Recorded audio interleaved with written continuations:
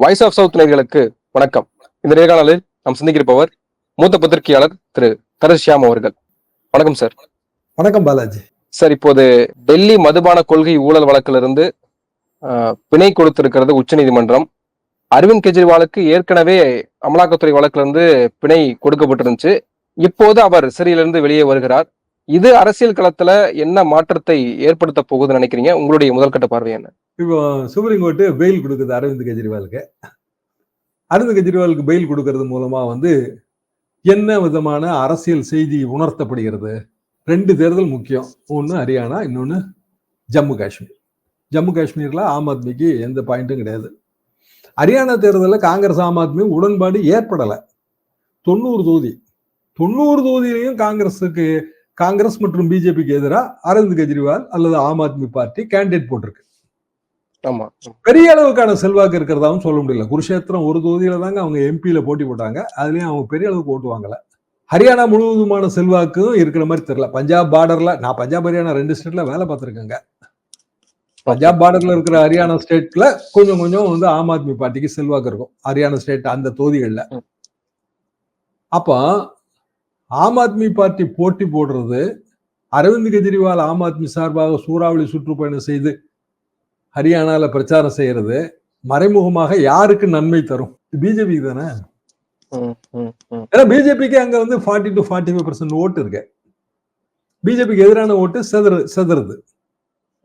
Aravind கெஜ்ரிவாலோட release அவர் ஒரு 2%, 5% ஓட்ட, 3% ஓட்ட கூட்டினாருன்னா பிஜேபிக்கு எதிரான ஓட்டு தானே பிளவுபடுது. அப்ப நம்ம அப்படி பேசலாமா? பிஜேபிக்கு எதிரான ஓட்டை பிளவுபடுத்துவதற்காக அரவிந்த் கெஜ்ரிவாலுக்கு இப்போது ஜாமீன் தரப்பட்டிருக்கிறதுன்னு பேசினா சரியா வருமா? அதுதான் ஒரிஜினல் பொலிட்டிக்கல் இம்பாக்டாவும் இருக்கும். நிச்சயமா 40% நமக்கே தெரியுங்க. தேர்தலில் வெற்றி வாய்ப்பு, வெற்றி வித்தியாசங்கிறது 1 ஓட்டுல கிடைச்சாலும் ஜெயிப்பு தான், 1000 ஓட்டுல வித்தியாசத்துல கிடைச்சாலும் ஜெயிப்பு தான், 25,000 ஓட்டு வித்தியாசத்துல கிடைச்சாலும் ஜெயிப்பு தான். 90 தொகுதியில போன வாட்டி அவங்களுக்கு மெஜாரிட்டி இல்லை. பிஜேபிக்கு முதல் 5 வருஷம் மெஜாரிட்டி இருந்துச்சு, 2வது 5 வருஷம் மெஜாரிட்டி இல்லை. மெஜாரிட்டி இல்லைன்னு ஒன்று ஜேஜேபி துஷ்யந்தோட ஆதரவோட தான் அவங்க ஆட்சியில அமர்ந்தாங்க. துஷ்யந்த் இப்ப அந்த கூட்டணியில இல்லை. அப்ப ஏற்கனவே பிஜேபி ஒரு அணி, காங்கிரஸ் ஒரு அணி, துஷ்யந்த் மற்றும் பிற கட்சிகள் சேர்ந்து ஒரு அணி, ஆம் ஆத்மி பார்ட்டி ஒரு அணி, அநேகமா இன்னொரு அணி வரும் போல தெரியுது.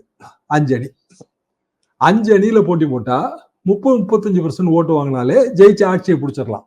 எவ்வளவு சீட்டு கிடைக்கும்? 90 சீட்ல கிட்டத்தட்ட 3/4 கிடைச்சிருங்க ஒரு அணிக்கு.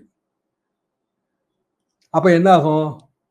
மோடி ஆட்சிய நற்சான்றிதழ் ஹரியானா கொடுத்துருக்கு. டெல்லிக்கு அடுத்தது. டெல்லிக்கு அடுத்தாப்புல ஹரியானால 90 தொகுதியில இத்தனை தொகுதியில ஜெயிச்சிருக்கோம் பாருங்க. அப்படித்தானே தேர்தல் அட்வான்டேஜ் பிரச்சாரம் எடுப்பாங்க. அது மகாராஷ்டிரால திருப்பி பிரதிபலிக்கும்ல. அடுத்தாப்புல மகாராஷ்டிரால தேர்தல் வருதோ எல்லாம் ஒன்னா ஒட்டுக்க வைக்க வேண்டிய தேர்தலுங்க. மகாராஷ்டிரா, ஹரியானா, ஜார்க்கண்ட், ஜம்மு காஷ்மீர் 4ஐயும் சேர்த்து வைக்கணும். ஒரே நாடு ஒரே தேர்தல் தானே நம்ம பேசுறோம். 4 ஸ்டேட்டுக்கு சேர்த்து தேர்தல் நடத்த முடியாத ஒரே நேரத்துல? என்னத்துக்காக நீங்க ஜம்மு காஷ்மீருக்கு இத்தனை ஃபேஸ்ல நடத்துறீங்க, ஹரியானாவுக்கு ஒரே சிங்கிள் ஃபேஸ், மகாராஷ்டிரா, ஜார்க்கண்ட்லாம் அப்புறமா அறிவிக்கிறோம்னு சொல்லிட்டீங்க. அப்போ இதுவே உங்களால ஒரே நாடு ஒரே தேர்தல் நடத்த முடியலையே, அப்புறம் நீங்க எப்படி ஒட்டுமொத்த இந்தியாவுக்கும் ஒரே தேர்தல் நடத்த போறீங்க? இந்த கேள்வியெல்லாம் நீங்க கேட்டீங்கன்னா தேச விரோதி ஆயிருவீங்க. ஆமா, ராகுல் காந்தி போய் ஏதாவது அமெரிக்கால கேட்டாருன்னா தேச விரோதி, தேச துரோகி, தேசத்தை காட்டி கொடுப்பவர். என்ன பேசியிருப்பாரு அவரு? இந்தியால டெமோக்ரஸி எல்லாம் இல்ல, பல்வேறு கட்டங்கள்ல டெமோக்ரஸி இங்க பாழ்படுது, நம்ம எல்லாம் பேசிட்டு இருக்கிறது அவர் அங்க போய் பேசியிருக்காரு. இது அமெரிக்கால போய் பேச வேண்டியதே இல்ல. மெட்ராஸ்ல இருந்து நீங்க பேசினாலும் அமெரிக்கால இருக்கவங்க அதை யூடியூப்ல பார்க்க போறாங்க, அவ்வளவுதானே. இன்னைக்கு இருக்கிற உலகத்துலங்க மூல முடுக்குல இருந்து பேசினா கூட அது உலகம் பூரான்னு தெரிய போகுது. அப்ப அமெரிக்கால போய் இந்தியாவுக்கு எதிராக பேசினார்னு சொல்றதே அபத்தம். நீங்க சென்னையில உட்காந்து பேசினாலும் சரிதான், இல்ல மதுரையில உட்காந்து பேசினாலும் சரி, அப்படி இல்லைன்னா துருவரத்தி பேசுறாரு, அவரு ஜெர்மனில இருந்து பேசுறாரு அவரு. ஆக்சுவலா அப்படி பேசினாலும் சரிதான். கருத்து தானே. இந்த கருத்துக்கு ஆதரவா உள்ளவங்க கருத்து கேட்க போறாங்க, கருத்துக்கு எதிராக உள்ளவங்க நம்மள புறந்தள்ள போறாங்க, அவ்வளவுதானே பாயிண்ட். ஆனா ராகுல் காந்தி இவ்வளவு பெரிய தவறை இழைத்து விட்டார், தேசத்தை காட்டி கொடுத்து விட்டார் அப்படின்னு குற்றச்சாட்டு இப்படிலாம் வைக்கிறாங்க. அப்படி வச்சுங்க. அப்போ எல்லாமே கடைசியில அல்டிமேட்டா எவ்ரிதிங் இஸ் பாலிடிக்ஸ். அப்போ அந்த மாதிரி நேரங்கள்ல ஜுடிஷியரி தான் லாஸ்ட் ஹோப், நமக்கான கடைசி நம்பிக்கை. இப்போ இன்னைக்கு அரவிந்த் கெஜ்ரிவாலுக்கு பெயில் கிடைச்ச உடனே இவ்வளவு பெரிய டிஸ்கஷன் நம்ம கொண்டு வரோம். செந்தில் பாலாஜிக்கு ஏன் பெயில் கிடைக்கலங்கிற கேள்வியை எழுப்புறோம். பிஎம்எல்ஏ வழக்குகளை நீர்த்து போக செய்யறாங்களா, இதுல உண்மை குற்றவாளிகள் தப்பிச்சு போயிடுவாங்களேங்கிற வருத்தத்தை வெளிப்படுத்துறோம்.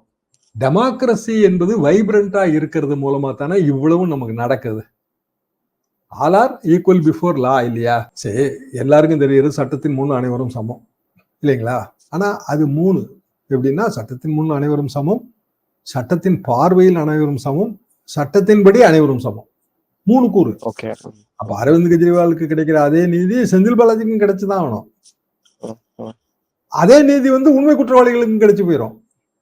சிக்கலே அதுதான். நம்ம எப்பெல்லாம் பொலிட்டிக்கலா சில விஷயங்களை பயன்படுத்துறோமோ அப்பெல்லாம் இந்த நாட்டுல பல்வேறு வகையான தவறுகள் தான் நடக்குது. சட்ட தவறுகள், திருத்தவே முடியாத தவறுகளை நோக்கி நம்ம போயிடுவோம். அரவிந்த் கெஜ்ரிவால் பெயில் வரவேற்க தகுந்ததுதான். அது செந்தில் பாலாஜிக்கு அந்த ரிலீஃப் கிடைக்கலாம் என்பது எனது நம்பிக்கை, எனது எண்ணம் ஒரு மூத்த வழக்கறிஞராக. சிஜிஐ பிஎம் சந்திப்பு தவிர்த்திருக்கக்கூடிய ஒரு விஷயம், தேவையில்லாதது, தேவையற்ற விமர்சனங்கள் இதெல்லாம். அப்ப ஜுடிஷியரியை நம்ம சந்தேகப்படக்கூடாது. ஹைகோர்ட் இப்ப ஹைகோர்ட் ஜாமீனை ரெஃப்யூஸ் பண்றது சுப்ரீம் கோர்ட் இப்ப கண்டிக்குது. ஏன்னா இதெல்லாம் எங்கள்கிட்ட வர வேண்டிய மேட்டர் இல்லைங்க. நீங்க வீணா சுப்ரீம் கோர்ட்டோட நேரத்தை வீணடிக்கிறீங்க. இந்த ஒரு வழக்கு இல்ல, ஊர்பட்ட வழக்கு ஜாமீன் வழக்கெல்லாம் எங்ககிட்ட கொண்டு வரீங்க. ஏன்னா நீங்க ஜாமீன் கொடுக்கறதுக்கு நீங்க தயங்குறீங்க, வெட்கப்படுகிறீங்கிற வார்த்தையை போட்டிருக்காங்க, ஷை. அப்ப நீங்களே ஹைகோர்ட் ஒரு பெரிய கோர்ட்டு, அந்த கோர்ட்டை ஆராய்ஞ்சு ஜாமீன் கொடுக்கணும். ஆனா அப்படி கொடுக்க தயங்குறதுனால எங்ககிட்ட வருது. வருத்தப்பட்டிருந்தாரு. வருத்தப்படுறாரு. ஆனா சீஃப் ஜஸ்டிஸ் மோடியை பார்த்ததுல பலர் வருத்தப்படுறாங்க. அதுக்காக வச்சுக்க. சிஜிஐ அவ்வளவு பேசுறாரு, எல்லாம் சரிதான். அவர் மேல மரியாதை எல்லாம் எல்லாருக்கும் இருக்குங்க. நல்ல நற்பெயர்லாம் சம்பாதிச்சு வச்சிருக்காரு. ஆனா ஒரு பிரைவேட் அஃபேர் தானே அது. ஒரு வீட்டுல பூஜை நடக்குங்க, அந்த பூஜைக்கு யார வேணாலும் கூப்பிடலாம், அது அவங்களோட உரிமை தான். சிஜிஐ பிரதமரை கூப்பிடுறாரு.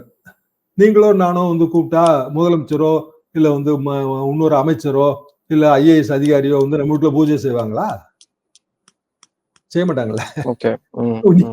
உங்க மிஸ்ஸஸோட இல்லைன்னா உங்க மருமக பேரம்பேத்தியோட தான் நீங்க பூஜை பண்ண முடியும். சிஜிஐ அவரோட பொசிஷனுக்கு அவரு பிஎம் கூப்பிடுறாரு. அந்த இடத்துலயே அது தவறா தெரியுது, தவறான முன் உதாரணம் ஆயிருது. சிஜிஐ அவரோட ஃபேமிலியோட அவர் பூஜை பண்ணும்போது அது ஓகேங்க. சரி, பிரதமரை கூப்பிட்டாச்சு, பிரதமர் வந்தாச்சு.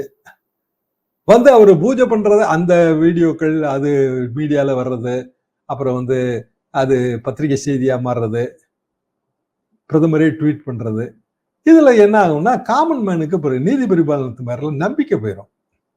அது நடக்கும்னு நினைக்கிறாங்க. அது நடக்கும் நடக்காதுங்கிறதுக்குள்ள நம்ம போக முடியாதுங்க. ஆனா அது தவறு. சிம்பிள் ரீசன் என்னன்னா, எதுக்காக நீதிமன்றம் இருக்கு? நீதி உண்மையிலே வழங்குவாங்கன்னு சாதாரண ஜனங்கள் நம்பணும்ல.